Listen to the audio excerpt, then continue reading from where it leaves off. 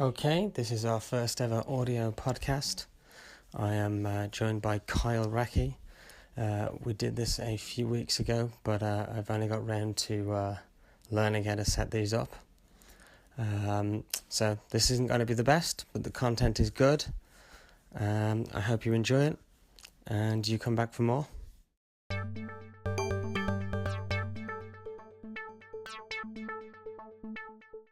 This call is being recorded. I'm just hitting the record button so we can have a file after. Oh, excellent. Well, this is where we totally change personalities now. We've hit Oh, record. yes. Yes, let's now stop saying all that offensive. Yeah, we're going to be politically correct now. Let's change tact. So I guess, this is the other way around. It was my favourite podcast. I probably shouldn't say this out loud, but it's weird. I think audio only, you're more yourself. When there's a camera in front of me, I seem to change, and it's this more awkward. I don't know if did you make the decision to do, I guess with you guys, audio means you can do it internationally. Did you make a conscious decision to do audio, or is it just? Yeah, actually, we've got a couple episodes from 2014 where we were doing video, and actually we were doing local agencies, so we would actually get a video guy to come out and set up lights and shoot us and everything. It was just really expensive, time consuming, difficult to do. So we could only really do one every month or two. Yeah. And then, I wanted to do a weekly podcast, and I wanted to, like you said, do it with people from around the world and not be limited by location. So it was an easy choice. Just do audio. Yeah, I think I want to do more of these. Already I'm speaking more fluidly than, and I think with video it's very question answer. I love the ones that we've had already, and I still want to do them, but they do take time. I think I want to do more of these because already I can tell I'm talking to you normally and it's more conversational rather than question, answer. Do you get what I mean? Generally people who listen to podcasts don't sit there and hang on every word, right? They're listening to it while they do something else. So there's going to be boring bits. There's going to be, little funny bits, and people are just going to it's going to be on in the background, and they'll pick up a few things if you're lucky. Which video, you kind of have to force them to sit there and watch it. That's very true. Because I can see from our Wistia stats that, there's some people watch all of them, but a lot of people are skip in and out. And there's bits that I watch more than others. So I like the idea of having something regular weekly. Do you release yours the same time each week, then the same date and time update, same day and time, or is it just once a week and you get an update? Yeah, we try to. We played with it a little bit in the past, but we try to do it every Friday now. Now, of course, that's different. I think by the time we release it, it's probably 5:00 your time. It's Saturday morning Australia time or whatever, so it's obviously different depending on time zone, but we usually release it Friday morning, Friday afternoon. Interesting. I like this. This is a podcast about podcasts. Yeah. Are we actually doing the podcast now? Well, I don't know. It's recording. So okay. So I think this can be the podcast. This is truly spontaneous. This is what they call a cold open. Yes. I like my cold opens, as you know. They're usually more planned out and absurd than this, but this is the podcast. We're on the podcast right now, so I guess now is the time that we totally change. Now that we know that we're going live. Yes. Okay. I'll try to be more professional. I still hope we can keep all the stuff we've been saying because it's all valuable waffle. So, have you found that How long have you been doing the podcast then now? Because I found out about it. My brother sent me the link and said you should appear on this, and I listened to a few, and I liked it. How long has it been going on now? We only really started the audio podcast this February, so it's been just over maybe 7 months. How has it been as far as a learning experience? Have you found that you've become better interviewers? Have you found that you've got repeat visitors that come back for the podcast now? Yeah, I'm finding that it's starting to gain momentum. We get, we have a small audience, but we get enough people. For me, if even a handful of people every month come and call or email and are like, "Man, I listen to the podcast. It's really good." I mean, that's all I need. I don't I don't need to be a celebrity. I'd like to be one, but I don't need to be one.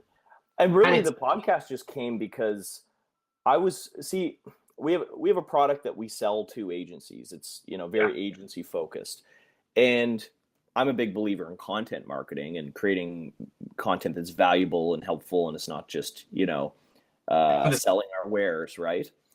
But what I found when I was blogging last year, when we kind of launched our blog, was I was pulling kind of lessons and fails and tips that I learned from running a small digital agency for 5 years, but that I was starting to actually run low on ideas for content because I wasn't actually doing it anymore. And I didn't want to be like one of those self-professed gurus that are like selling webinars and workshops on stuff they did 20 years ago. you know? Yeah. So I thought, wouldn't it be better to just talk to people who are actually in the trenches every day, running agencies, experiencing it all fresh, and get their take instead of me just sitting there going, back when I ran an agency, things were different. Yeah. Didn't I see a blog post recently? Was it you or Kevin with the relating to a cult growing up in a? That was me. That was you. Yeah. We've got to elaborate on that if that's okay. I should have read the post. That's interesting. So, well, this is me interviewing you. The reverse of before of my favorite podcast. So, tell me about that. What the hell was that like? Okay, so to back up, I was born and raised in a Christian cult. I don't know how specific you want me to get, if it's going to offend listeners or not, but no, we don't care about that. That's fine. Okay, it's true. It's what happened to you. It's down to you, really, as much as you put it out there. So I thought you'd be comfortable talking about it. So if you're not comfortable, I am totally. I'm actually very comfortable talking about it. I've kind of come to grips with it, and actually, it's therapeutic to talk about for me. So I was raised a Jehovah's Witness. That's my parents converted when they were, I'd say, in their early 20s, just before they had me. And so I grew up, very fundamentalist Christian beliefs, more or less forced upon me. I went out every Saturday and put on my suit and with the Bible, and knocked on doors and tried to convert people. 3 meetings a week. Wasn't allowed to celebrate birthdays or holidays or Christmas or anything. But, a lot of very tight restrictions. And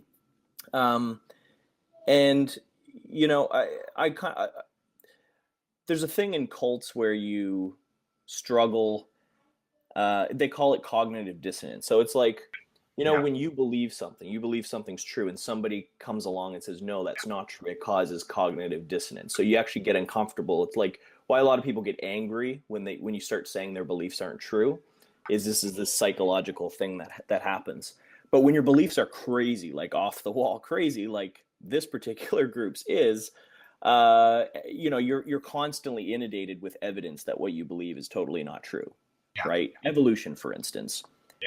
It's all around us, and yet we're told, no, that didn't happen. That's a lie from Satan. So, I was just inundated with this cognitive dissonance throughout my 20s. And actually, this was like during this time where I was still part of this group. I'd started Headspace, our agency. I had a lot of friends that were not witnesses. I actually was not a very heavily devout. I kind of lived a double life, I went to my church, and then I went out drinking at the pub and getting wasted with my buddies, right? Past cognitive dissonance, then. It's almost you've not admitted that you're out of the trenches there, but you kind of were. I kind of was for a lot of years. And then the one thing that they tell you in this group, which basically all cults do, is they say, don't read anything that disagrees with us. So especially if it's a former member. I think Scientologists call people like that, they have a name for it. It's a suppressive person. Yes. Yeah. So for Jehovah's Witnesses, it's an apostate. So if you are like, I don't agree with this anymore and I'm leaving, and you say, write a blog post about it or something, you're considered an apostate, and you're, the lowest of the lowest scum by other witnesses. Yeah. So I ended up, it was actually shortly after the death of my father. Wow, this is getting really therapeutic here. It was shortly after the death of my father in 2012 that, it all sort of came crashing down. And actually, coincidentally, it was during a trip to London. It was the first time I'd been to London, England. That, just travel expands the mind. You see different things. I started thinking about, our mortality, how short life is. And then I came back and I just read apostate literature. Yeah. and quickly, dismantled everything that I'd ever believed about, the nature of reality. And so then I decided very shortly I was going to leave. I'm done with this. I was basically deprogrammed by it. And I announced my intention to leave, and that's when my friends and some of my family who are in said, "Well, we'll never speak to you again." Yeah, I was going to say that's the worst part of it, is the excommunication from even your family. That's the hardest part when I watch any of these documentaries on Scientology or any other cults. And it's interesting that Jehovah's Witness, is it a specific branch of it? Because that's like, for us in Jehovah's Witness, it is a niche religion here, but I don't think it's considered a cult. Is it a specific branch of Jehovah's Witness, or is it just considered a cult there? All Jehovah's Witnesses are one organization. So if you live in Australia or London or Canada or anywhere, you basically follow the same cult leaders, which they're literally 7 dudes who live in New York, 7 blokes, I should say, to align myself with your audience more. There's actually a great UK activist who goes by the name John Cedars, who has a blog called JW Survey, and anyway, he talks a lot about the governing body, and it's very useful tool for getting existing Jehovah's Witnesses who are having doubts out of it. Yeah, I've received some of their literature outside of Oxford Circus Station. I think I've had some of their literature, like a flyer from Jehovah's Witnesses. That's a fairly new tactic they've only adopted in the last few years. I guess nobody's home during the day when they're out knocking on doors. Everyone's out working or doing something, or they don't answer. So now they're putting these carts out in train stations and really populated areas to try to get people interested. Because for me, it's I think with all, I don't know what you believe. I don't want to go too far into that, but did you go as far as you're comfortable with? Do you? Cause you said you had your agency. I always thought with the advent of the internet, it's going to make cults, all religious, activities, going to be more questioned, whatever your beliefs are, more difficult, because the information is so out there. If you want to look into evolution, it's never been easier. If you want to look into all of these topics, the information is so more freely out there that it's got to be making it more difficult for people like Scientology, and even mainstream religion has to be more difficult with the advent of the internet. Did you find that was beneficial to you? And how did you deal with that? Because clearly you were still part of it while the internet was pretty big. How did you deal with that, and was it helpful? The internet is an incredible tool for getting people out of cults. It's very very difficult for people to stay in them when there's so much information around. Usually they try to do a pretty good job of just scaring the shit out of you and saying, don't Google Jehovah's Witnesses or whatever religion you happen to be part of. Don't Google us, because you're going to find it's going to be all apostates on there. Yeah. But actually, it's interesting. And this I believe, was on John Cedars' blog, that when you look at, say, Jehovah's Witnesses across the world, the countries that have the highest internet adoption have the biggest decline in the last 10 years. Really, the only countries that you're seeing growth are places in certain places in Africa and other parts of the world where internet adoption is very, very low. Yeah. It strikes me, because Canada, correct me if I'm wrong, is not a particularly religious country, especially compared with, say, the United States or even further Middle East. Obviously, that's a very extreme example, but is that true? Canada's it's like the UK, and it's quite a liberal, secular society, or am I wrong? Yes. Most of Canada, I would say, is fairly secular. I think we're somewhere between the US and, Scandinavia or Iceland. I think those countries, and in Sweden, I believe those kind of Nordic countries tend to be a little bit, way on the other side of very secular and has very low religious adoption. I'd say Canada's somewhere in between. There's definitely religious people here, but I find it, I was just traveling in the States, like San Francisco last week. San Francisco is probably as liberal and left as you get in the US. And, you still just see religion everywhere. And it's kind of taboo to talk about it, whereas at least where I live, you can have a little bit of a go at religion, and people don't get too upset. Yeah. Coming out of it then, what was that like? Did you go pretty wild? You said you were already going out drinking and stuff, but did you go pretty wild, or was it just this, was it?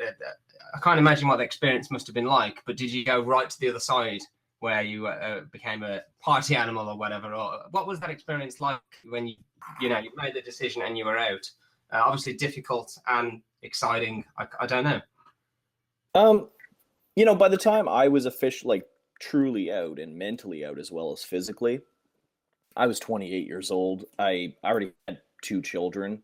Okay. I had a business. I love to party, but I also like to work hard. So I know for me, like taking serious drugs or smoke a bit of pot, but as far as doing any heavy drugs or just going really wild, whatever that is, it's just never really appealed to me. It's always just I think what I became is the person I already was inside that I was suppressing.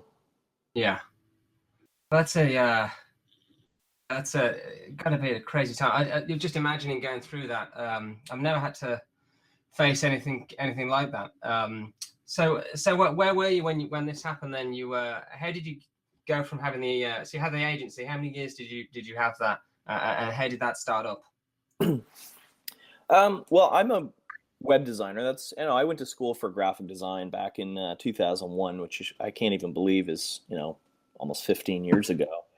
So I studied graphic design. I was doing like potato prints and stuff, 35 millimeter photography. So, it was fairly old school analog. I mean, we still used computers, but Mac OS X wasn't out yet.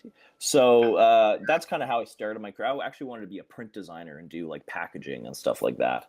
But then as the years progressed, got really into the web and interactive and started learning to code and all that kind of stuff.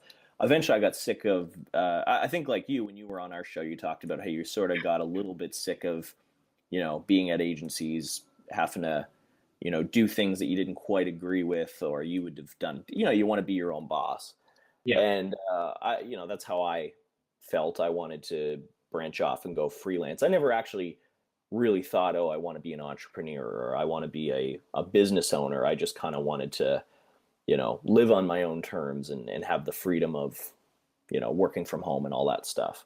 So I went freelance. And actually I did it probably in the worst way possible. I think you said that you guys might have saved up a bit of coin and kind of prepared to go out on your own.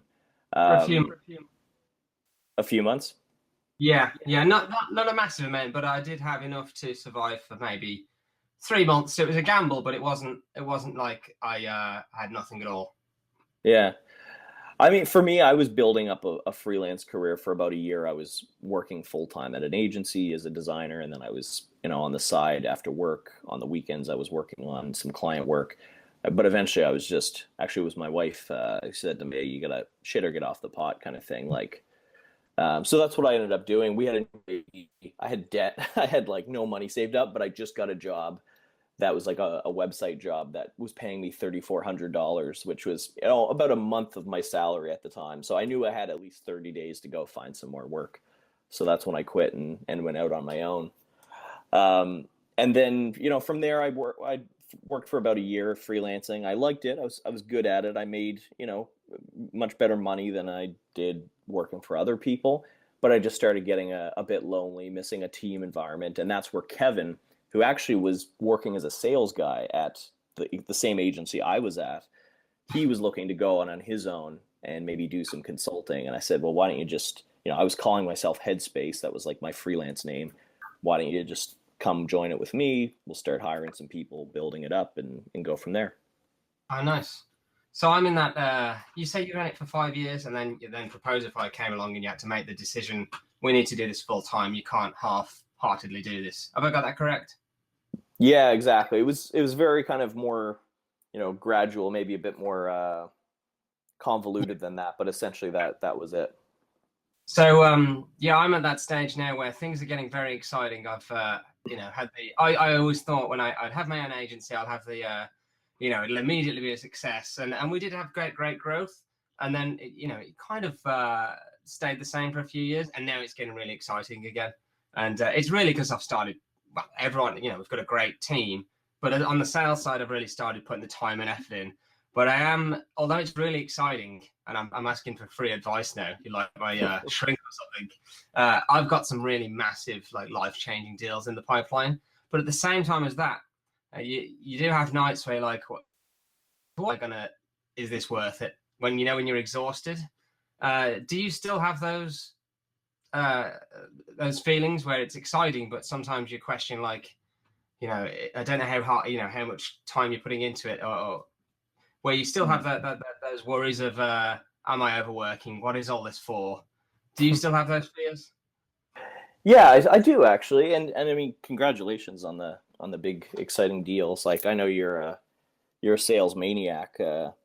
Yeah, like, your shit, right? So obviously, it's all bearing fruit.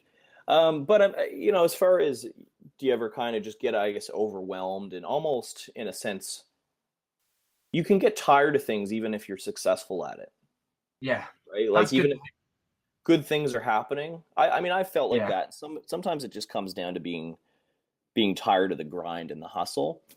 yeah, I mean, take a vacation, like, everything goes in waves, and in yeah, most businesses, you've got the highs are really high and the lows are really low. Whereas for your average person who just clocks in at a job every day, they don't get as many lows, or the lows aren't as deep, but the highs yeah, aren't as high either.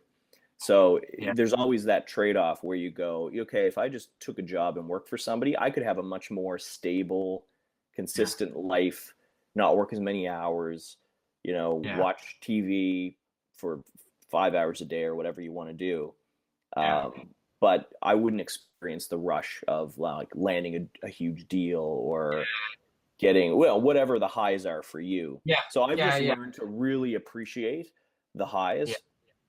When everything's going great, it's natural for us to say, what's next? Like, okay, is yeah, this it? Now what's the next thing? Or, things could still be a little better here.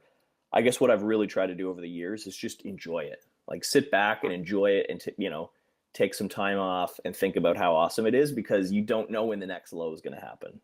yeah.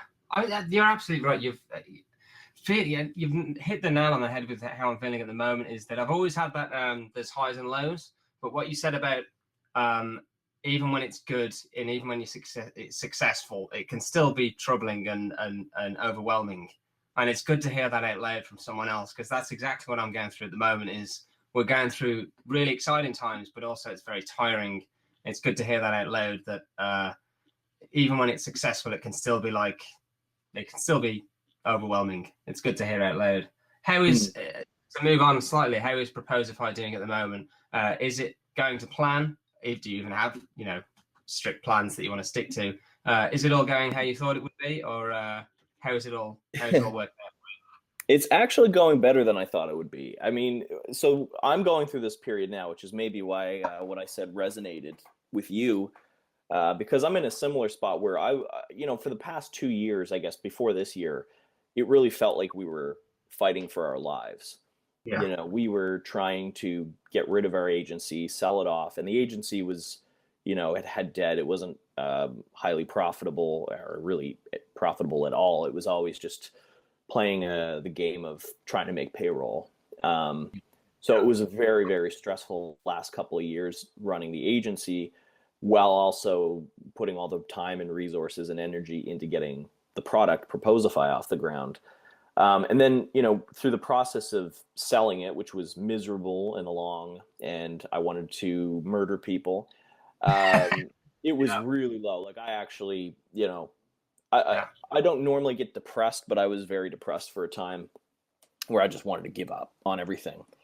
yeah, And then finally we managed to raise the money we needed to really focus full time on it, and the agency sold, so it got off our hands. And so then we were just left with, like, okay, good, everything we wanted to happen happened, but we don't have customers, so we should really work on yeah, that. So we knew we had a runway. We knew we had, like, until March of this year, basically. This was, in May 2014. So we knew we had about until March of yeah, this year, 2015, until the money ran out. yeah, So it kind of felt like laying down the train tracks while the train's coming behind you.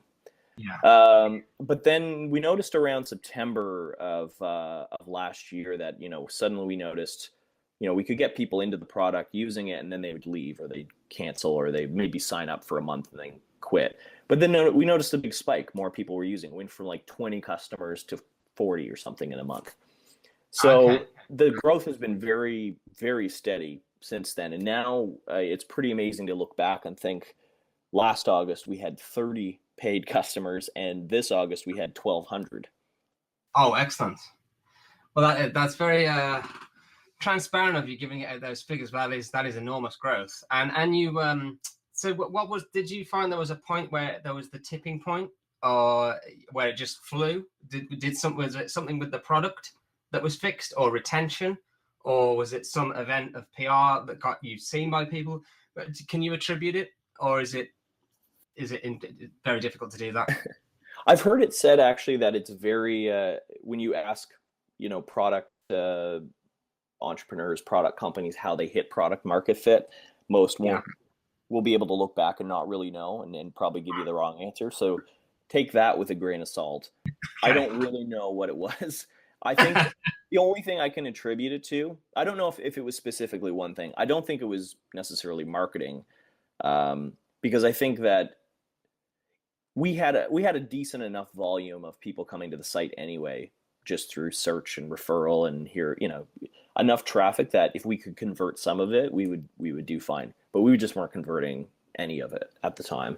So in September, all of a sudden, we just started converting more, and all I could really attribute that back to is just months, a year steady of putting the product in front of people, watching them use it, calling them, interviewing them, finding out where the holes were, finding out what features we were missing, and just nonstop customer development. And then we didn't stop doing that. So as soon as we noticed a change in September, when more people were signing on and paying for it, and we were retaining more of them, we just constantly kept calling customers, kept taking emails, kept learning what were we doing bad, what were we doing good, what did they want to see, and then the growth just kept going.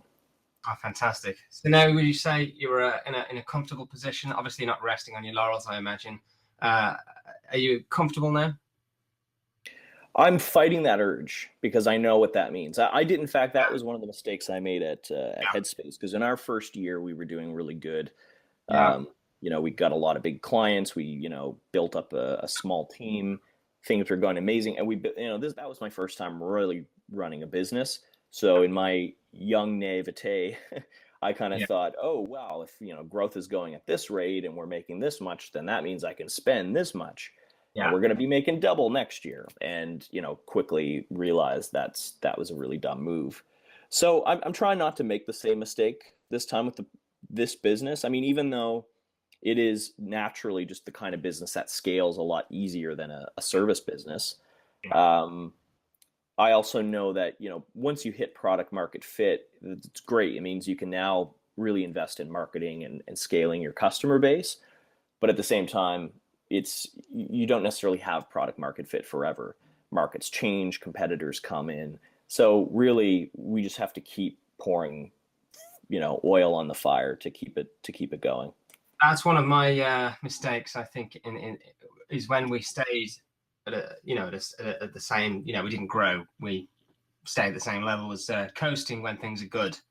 That you don't, when there's that dip or you get, I get frustrated. I suddenly realized, like, I'm in the same position I was 2 years ago, from a financial point of view. It's when my back is against the wall that I start to do adventurous, daring things, and it starts to peak again. And I wonder, obviously when that happens, I'm at my very best. I don't know if there's a way of doing that when times are good, forcing that kind of ambition, or if it's even possible, because you start to burn out, like maybe I'm doing right now. So when you say, I don't want you don't even want to say it out loud that things are comfortable. I wonder if we're on the same page there, as you don't want to admit that, because then you start to just coast and just start to not really. I wish you could, you always want to be in that mode where you're as ambitious as you are when things are terrifying. I don't know if that's where you are. Oh yeah, exactly. It's the same reason, like, you can, lift a car up if you're, if a family member is about to be crushed, because you get this rush of adrenaline and you can just, pick up a car and move it to get somebody safe. But like, you just can't be in adrenaline mode forever, right? You'll get completely burned out.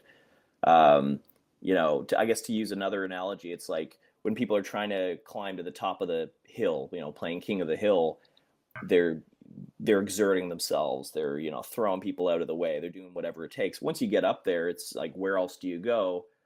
Or Yeah. at least that's the feeling, so it's natural for people to kind of just wait to be dethroned, So I don't know. I wish I had it figured out. I guess maybe I'm in the same spot where I don't want to say we're exactly where I want to be. Yeah. Because then am I going to just take my foot off the gas pedal and stop trying? I always because I always move the goalposts. Like for me, it was like when we get an office, when we get our first big client, so you always move the goalposts, and I think that's the entrepreneurial spirit. If you didn't have that, then we would just we'd just have jobs, and I don't think I could go back to having a job now, because although you can clock in and clock out, I never think I'd be satisfied. I think I like this too much. As much as I sometimes think it's overwhelming, I think I would be more miserable with things being underwhelming. I think I'm unemployable now, so this better work out. Yeah. Once you get that entrepreneur disease, it's like you're sworn off full-time work for life, right? But so there's something I want to say here where I think that it's possible to keep your ambition and to keep, reaching for the stars and trying to make your business the best it can be and try to be the best in the world. There's nothing, we don't need to set our sights low and be like, okay, well, I could be good for the area I'm in. Or you probably don't face that in London because you're up against the best in the world. You are, one of the best in the world. But at least for me anyway, just being in a small city in a place that, most people don't know where the hell it is. I was down in the States, and half the people who asked where I'm from, I said Halifax. They're like, what's that? Like Sweden? And I was like, no, a short drive from your country, my friends. But I think that what's really important is you do need that adrenaline rush to get your business off the ground, or to push through those hurdles, or to reach that next level of, like, whatever it is, get an office or reach a certain amount of customers or reach a certain amount of revenue, which is probably what the goalpost should be. But I think once you're there, you should keep setting your sights higher and keep, especially as the founder or the CEO, your job, it becomes less your job to answer every email and take every call and sell every account. What really becomes your job as you grow is to keep the vision and set the vision and lead your team towards it and let them, empower them to kind of help you get there. Yeah. And that's what I'm trying to do. And so you don't necessarily need to, it doesn't need to be as much of a grind where you're doing everything. You start to be able to take off hats as you hire people. And okay, I was doing the marketing and the development and the design and all this stuff. And now I can start to hire people who are actually, frankly, better at it. As long as I've got the vision to lead them there. And that was one of the other mistakes that I made with Headspace, was that I really liked doing design. So I kept working on design when I should have been working on being the business leader and the team leader, which I got to head down in the work. I even have that now, probably with and I'll probably still continue to do sales, because I think that's still a job of a CEO, especially in an agency of my size. But with you, it was design. With me, it's copywriting. I still like I love writing good copy. And I see why David Ogilvy had copywriter after his name instead of CEO, even though he was the head of one of the biggest agencies in the world. So I have a very similar thing at the moment, where my brother, who's the managing director, has said, you should not be writing copy. You're the CEO. So I'm going through that at the moment. Is, you like doing certain things, but it's not, there's other people that can do this. So it very much resonates with me. I think what's probably better of a CEO is if you have a craft that you enjoy, whether it's copywriting, design, coding, but you've got people employed who run your business to do that better, and your time is better spent on other things. I mean, I think I'm a big believer in side projects to just keep your juices flowing. Whether it's like writing a screenplay or just having your own blog or whatever it is, to just work on your craft, keep up with it, enjoy it as a hobby, but not let it influence the most important thing, at least for your career, which is your business. That's weirdly exactly what I'm doing at the moment. Is I started in January. I started writing a novel, and it's turned into a screenplay. And I've just started writing for fun, because I realized if I can write essentially a spam email or a direct mail that's listed that people really enjoy, I surely can write stuff that people have chosen to read, and it's turning out that way. Obviously, friends will always say things are well written, but I've sent this to so many people and they enjoy it. So I'm thinking, oh, there's another avenue, and it's also because it's in writing. It's something for my manic mind to think about that's of no consequence, rather than me constantly worrying about work, which is obviously of huge consequence, and it's no benefit to just worry about stuff. So yeah, do you have side projects? Do you still do design or other things for fun? Do you take your own advice? A little bit. I'm starting to do it more. I actually, I find I'm becoming less and less interested in design, which is kind of sad to say. I still can do it, and you know, I probably in the last year did the most on the product itself, just being, you know, the lead designer, the only designer for a long time until we hired another one. So I didn't really have time for side projects until recently. One thing I worked on recently was the guy I was telling you about, the ex-Jehovah's Witness activist, John Cedars, is he publishes this survey results from other ex-members of the JW community. And so I designed it into an infographic for him. And that was something I just did like a week ago, just for, you know, to help give back to that community. I mean, I could maybe see myself doing more, but actually, like yourself, and probably not as good. What I'm finding I enjoy a lot more is the writing part and the creating of content, much more than design. So I think if I do any side project, it's going to be keep working on our company blog, but also work more on kind of building up my personal brand a little bit and creating content that's not as, you know, targeted for getting customers. Yeah, same here. That's it looks like we're going in the same direction.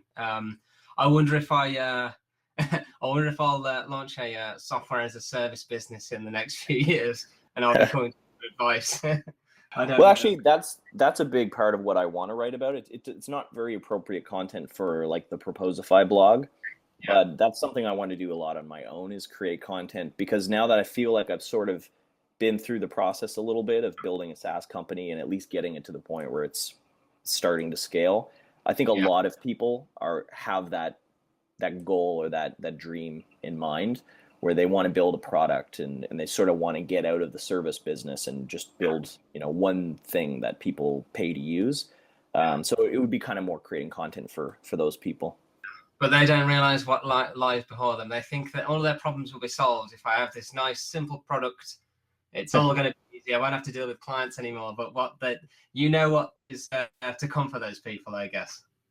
Well, I mean, I have to say, I do really enjoy the current business I'm doing much more than I enjoyed. I'm not saying that, but it's not as easy as there's a lot of complexities, which is why you want to write about it, I imagine. Yeah, it's like playing guitar, right? Do you play an instrument? No, I tried bass guitar like years ago and I enjoyed it, but it was one of the things I never picked up. I started, like, words are my thing, but sorry, go on.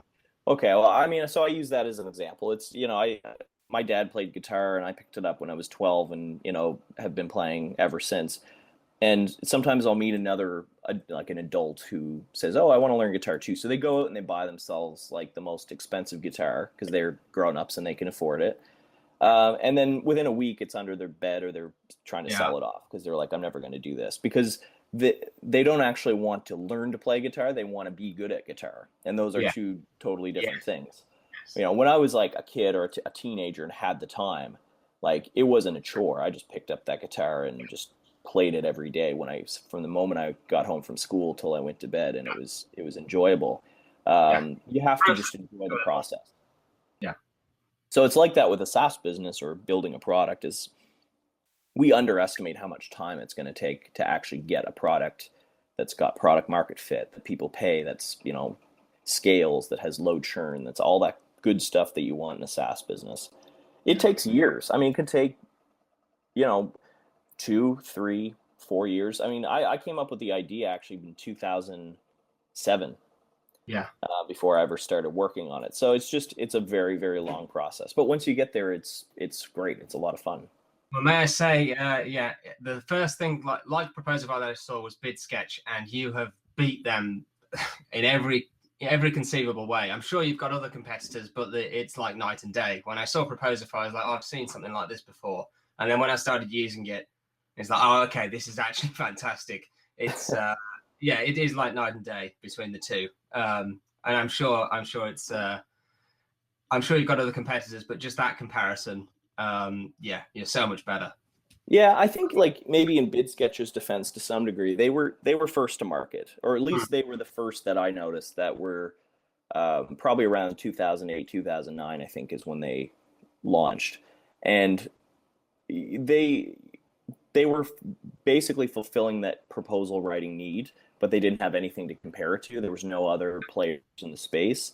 And also, the web wasn't quite the same even, 5, 6, 7 years ago, right? Like we still had to deal with Internet Explorer and just, JavaScript. There wasn't like in fonts. There was just a lot of things. The web has gotten a lot more powerful since.